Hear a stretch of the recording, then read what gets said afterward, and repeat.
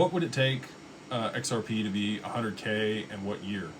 Ooh, derivatives market, and you'd have to have tokenization of real estate and a lot of other assets at scale, like almost everything. I think by 2030, 85% of the total economy will be tokenized and on-chain. Maybe it'll take a little bit longer than that, but I think that's, next 5 years, we're going to see a very accelerated pace of assets moving on-chain. And the more value and markets that have transfers and settlement and transactions moving at scale daily that move on exchange or move on chain, the more value XRP will have to settle on the back end of all of that.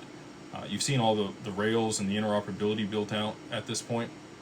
And, you've got Wormhole, you've got Axelar, Quant and Overledger. There's a lot of things that allow for interoperability between all these ecosystems and networks for the Internet of Value and distributed ledger tech to really do what it's supposed to do. So you need derivatives, you need real estate, some of the things that I think aren't going to happen at least for another couple years. And once you have full clarity on, or visibility on, all of the risk associated with derivatives, and people can underwrite that and understand, where the problems are, I think you'll get a greater adoption of derivatives. Right now, you can't even quantify the derivatives market. It's somewhere between 400 trillion and $4 quadrillion. They don't know what the notional value of it is. So if it's closer to the high end of that, and I think we'll see an expansion in derivatives, tokenized derivatives. There'll be looping. There'll be all kinds of fun stuff, risky stuff that you can do with the tokenization of things, because you'll get that representation of value that you can then go do something else with. People will stack stuff, and then there's more and more derivatives in that market.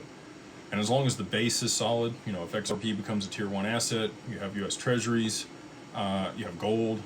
There's going to be a lot of stuff that you can use as collateral in that market for derivatives. And over the past, 50 years, and really derivatives market hasn't even been around that long, last 20 years, it's really just been US Treasuries that people lend over and over again to each other, because that's the tier 1 collateral that they can use. So excited to continue to see that expand and what's going to happen there. And that's, what it's going to take to get it to 100,000